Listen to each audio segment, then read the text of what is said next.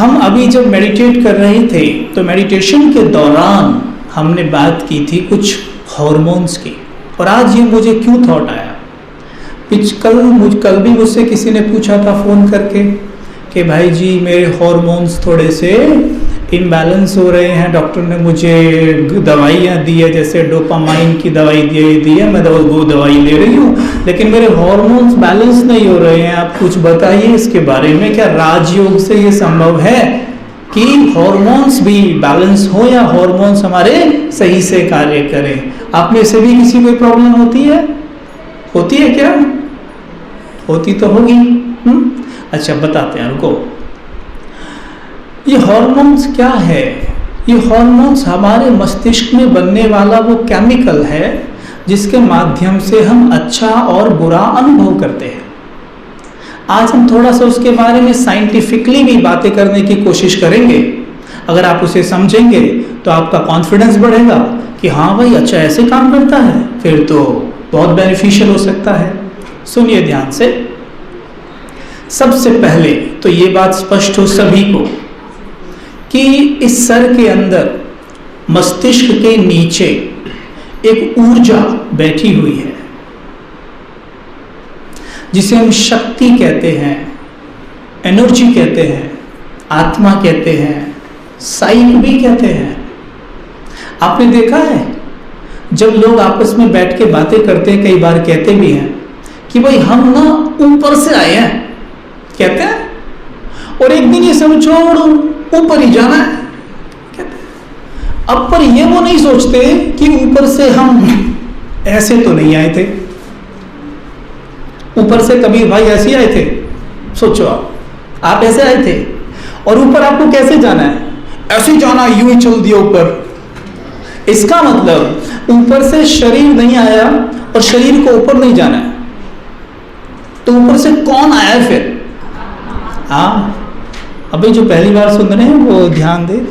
तो वो मस्तिष्क के नीचे बैठी होती है और मेडिकल लैंग्वेज में उसे साइक कहते हैं, जो यहां से बैठकर इस मस्तिष्क को मैसेज भेजती है। जैसे सपोज करो आपने एक संकल्प किया कि मैं बहुत सुखी हूं। अगर आप किसी को बताएं कि भाई मैं संकल्प करके देखना, ये विचार करना कि मैं बहुत सुखी हूं, तो आपके जीवन में सुख आने लग जाएगा। तो आपको पता वो क्या बोलेंगे? है मतलब ऐसा कहने से सुख आने लग जाएगा, मतलब बस ऐसे बोलो मैं सुखी हूं, सुख आने लग जाएगा। और ये सत्य है, ये सत्य है, क्योंकि जैसे ही हम ये विचार करते हैं कि मैं बहुत सुखी हूं, जिस ऊर्जा की मैं बात कर रहा हूं जो मस्तिष्क के नीचे बैठी है, जिसको हम साइक कह रहे हैं, वहीं से एक तरंग निकलती है जिसको हम कहते हैं विद्युत तरंग। वो निकलती है और सीधा हमारे मस्तिष्क में जाती है।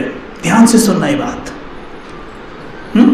जो हार्ड वर्ड्स लगे, थोड़े साइंटिफिक लगे, भले उन्हें भूल जाना, लेकिन सुन ध्यान से लेना। इससे आपका आत्मविश्वास बढ़ेगा कि अंदर कैसे काम चलता है। विद्युत तरंग निकलती है उस आत्मा से। अगर इस शरीर में सोल नहीं है तो कोई डेड बॉडी कभी संकल्प कर सकती है? तो वहां विद्युत तरंग उठने की तो बात ही नहीं है।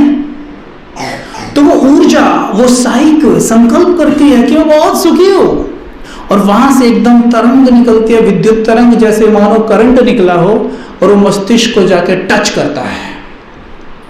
मस्तिष्क को जैसे छूता है तो वहां से जो वो तरंग निकलती है मस्तिष्क में जाती है। ध्यान देना, हमारे मस्तिष्क में तकरीबन लगभग 10 करोड़ न्यूरॉन्स होते हैं। कितने? 10 करोड़। दिवाली आ रही है, वो न्यूरॉन्स पता कैसे होते हैं? छोटे छोटे जैसे बल्ब की तरह, छोटे छोटे एकदम, ठीक है। उनमें से कुछ न्यूरॉन्स नेगेटिव होते हैं, कुछ पॉजिटिव होते हैं। आप उनको दिवाली आ रही है इसलिए नाम दे दीजिए। जो पॉजिटिव है वो है दिया, और जो नेगेटिव वो है लिया, ठीक है। जो पॉजिटिव है वो है दिया, रोशनी फैलाने वाले, और जो नेगेटिव वो है लिया।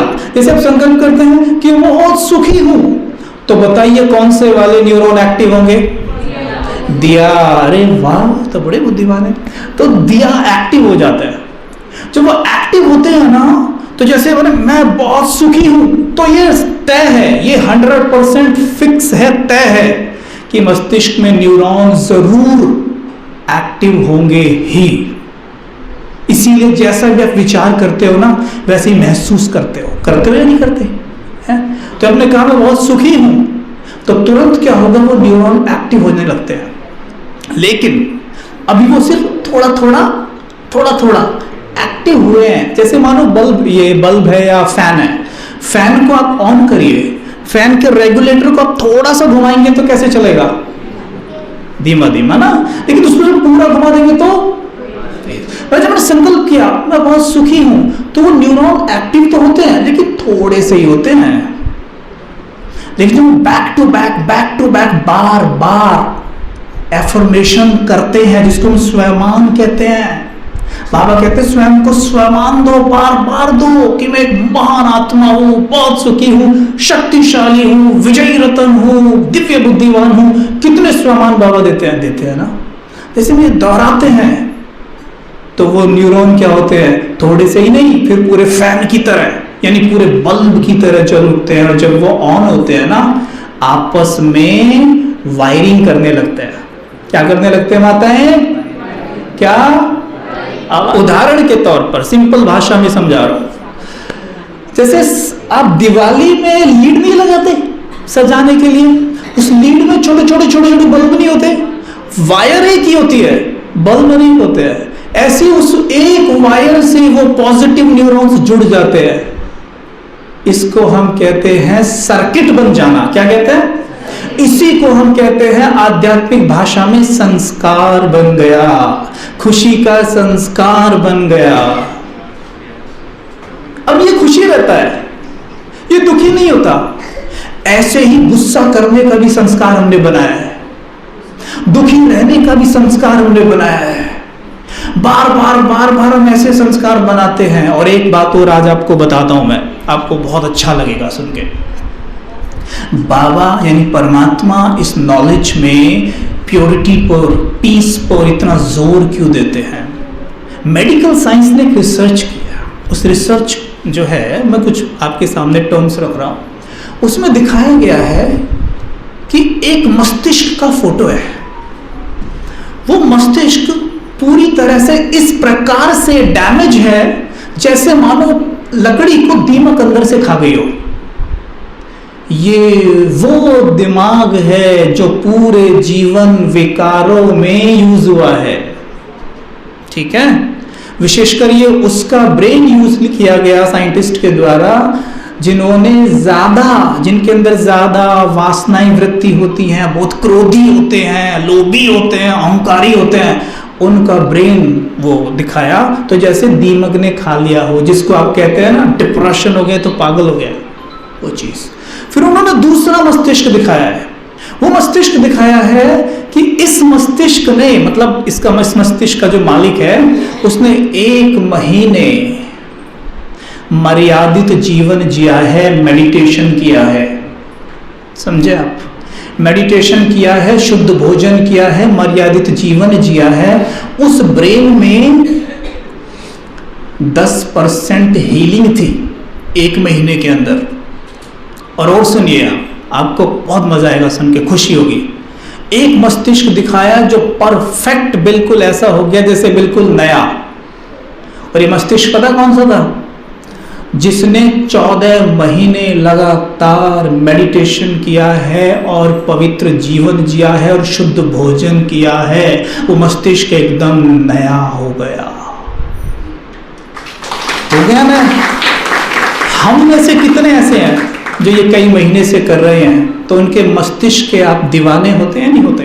क्या कहते हैं भाई, ये बड़े शार्प हैं, उनका चेहरे पे बड़ा तेज है, आंखों में बड़ी रोशनी है, बड़ा रिलीफ इन्हें देख के मिलता है, बड़ा सुकून इन्हें देख के मिलता है। क्या है ये? यही तो है।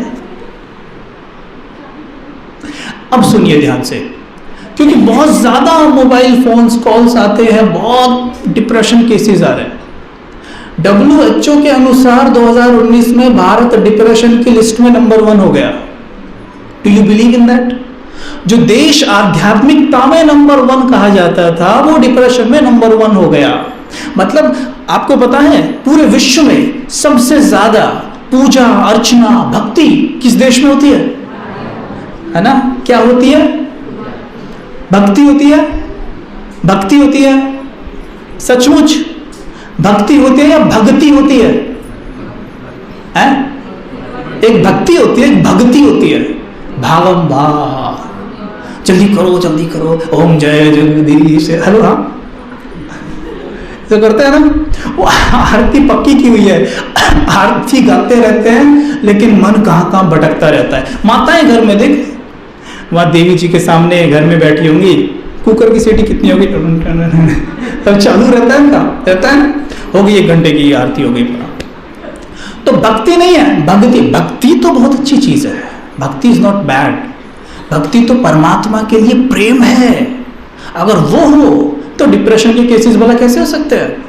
जिस देश में भक्ति सबसे ज्यादा है, मतलब वो ये दावा कर रहे हैं कि हमें परमात्मा से सबसे ज्यादा प्रेम है, और जिन्हें परमात्मा से प्रेम है उन्हें डिप्रेशन कैसे हो सकता है भाई?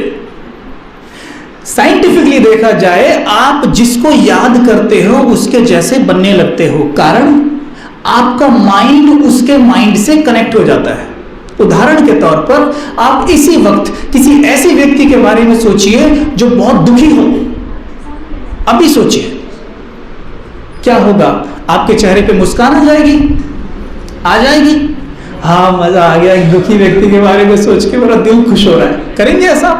क्या होगा? आपके चेहरे पे भी इस वक्त दुख आ जाएगा। आप किसी ऐसे व्यक्ति के बारे में सोचिए जो बहुत सुखी रहता है, सबकी मदद करता है, बहुत अच्छा है, क्या होगा चेहरे पे? सोच ही तो रहे थे ना, वो तो वहां था भी नहीं, तो क्या वो माइंड से माइंड कनेक्ट हुआ, तो माइंड ने वहां से उसकी ऊर्जा खींची और अपनी फ्रीक्वेंसी को ऊपर कर लिया। ठीक वैसे ही जब मैं परमात्मा के बारे में सोचता हूं, परमात्मा से बातें करता हूं, उससे कनेक्ट होता हूं, तो मेरी फ्रीक्वेंसी कहां जानी चाहिए? परमात्मा के लेवल पे जानी चाहिए या नहीं? लेकिन मैं तो डिप्रेशन में जा रहा हूं, तो इसका मतलब साफ है कि मेरा कनेक्शन परमात्मा से नहीं है। राजयोग में मुझे सबसे सुंदर चीज यही लगी। आज से दीदी ने कहा ना, भाई जी आप अपने बारे में भी थोड़ा बताएंगे। 2014 में जब मैं मुंबई में था, 2014 में मुंबई में था, आप सब जानते हैं कि मेरा फील्ड क्या था, ठीक है? मॉडलिंग मेरा फील्ड था, जिसमें मैं मॉडलिंग किया करता था, और बहुत ही हैक्टिक शेड्यूल होता है, इधर उधर भागना, बहुत ज़्यादा देह भान तो एक्सट्रीम होता है मॉडल्स के अंदर, बहुत ज़्यादा देह भान, एरोगेंस बहुत ज़्यादा, ये सब चीज़ में तो मास्टरी हो गई थी अपने को, वो है ना। तो डिस्टर्बेंस रहने लग गया था। तो जैसे ही एक दिन सडनली देखा, जिस जिम में मैं एक्सरसाइज करते जाता था वहाँ सामने ही जिम के पास ब्रह्मा कुमारी राजयोग मेडिटेशन सेंटर था, और मैं उसे पिछले 1 महीने से देख रहा था, क्योंकि मैं अभी अभी इस वाली जिम में आया था, पहले कहीं और एक्सरसाइज किया करता था। तो 1 महीने से उसको देख रहा था, देखता learn Rajyoga meditation free of cost उस पर लिखा होता था, और हम पढ़ के निकल जाते थे। एरोगेंस देखो, मन में क्या आता था? मुझे सब कुछ आता है, मुझे सब कुछ आता है, मुझे ये क्या सिखाएंगे, और वो भी फ्री। फ्री तो कुछ मिलता ही नहीं है, ये मन में पहले आता था, फ्री तो कुछ होता ही नहीं है, तो मुझे तो वैसे भी सब कुछ आता है। लेकिन जब ये डिस्टर्बेंस बढ़ा जीवन में, तब एक दिन सोचा कि एक बार अंदर जाके तो देखो क्या है। मतलब जा तो सकते ही है ना। जैसे अंदर प्रवेश किया, पांव ही रखा, ऐसा सुकून अनुभव हुआ जो कभी किया ही नहीं था। केवल अभी सेंटर में पांव ही रखा था आश्रम में, एकदम बड़ा सुकून, क्या वाइब्रेशन है। तो हमने उनसे मेडिटेशन के लिए बोला, उन्होंने बोला कि आप आइए कल से। तो जब हमने पहले दिन ही, मैं मोटा मोटा बता रहा हूँ, पूरा डिटेल नहीं दे रहा, वो तो आप यूट्यूब से सुन सकते हैं कि पूरा अनुभव मोटा मोटा बता रहा हूँ। तो उन्होंने कहा कि अगले दिन आइए आप, और जब अगले दिन पहुँचे तो हमें पहले दिन ये सुनने को मिला, दीदी ने बताया बड़े प्यार से कि आप कौन हैं, आप कौन हैं? मैंने कहा मैं ये हूँ, मॉडल हूँ, है ना, एकदम अपने टाइट फिट टी शर्ट पहन के बैठा था, मैं हूँ, ये हूँ भाई, पूरे एरोगेंस में। तो उन्होंने बोला कि आप इस शरीर को चलाने वाली एक शक्ति हैं, एक ऊर्जा है, एक आत्मा है। मुझे सुन के ना अच्छा लगा, लेकिन मैं और जानना चाहता था। लेकिन जब उन्होंने ये बताया कि आत्मा बनी हुई कैसे है, जैसे शरीर प्रकृति के 5 तत्वों से बना है, वैसे ही आत्मा भी 7 गुणों से मिलकर बनी हुई है। जैसे शरीर को स्वस्थ रहने के लिए 5 तत्व चाहिए, वैसे ही आत्मा को भी स्वस्थ रहने के लिए वही 7 गुणों में टिकना होगा। और वो 7 गुण कौन कौन से थे?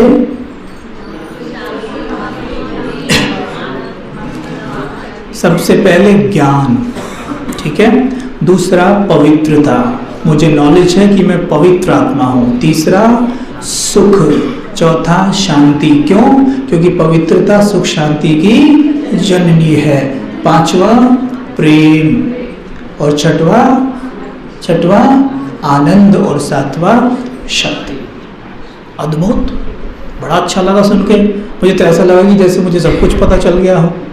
वहां से ये जर्नी शुरू हुई। फिर सीखते सीखते ही ये अनुभव हो चला कि मैं इस चीज के लिए नहीं बना। मुझे ये अनुभव हुआ कि मैं मॉडलिंग के लिए नहीं बना, क्योंकि मुझे कुछ ऐसा पता चल गया था जो मेरे हिसाब से मेरे दोस्त बिल्कुल भी नहीं जानते थे, और बिल्कुल वास्तव में नहीं जानते थे। तो तब पता चला उस लाइफ में इस लाइफ में कितना फर्क है। वो एक झूठी और फेक लाइफ थी, सच्चाई दूर दूर तक नहीं थी, और यहाँ सब कुछ सच्चाई सामने थी आपके। अब आंखें कैसे बंद कर सकता था? वहां से यात्रा शुरू हुई।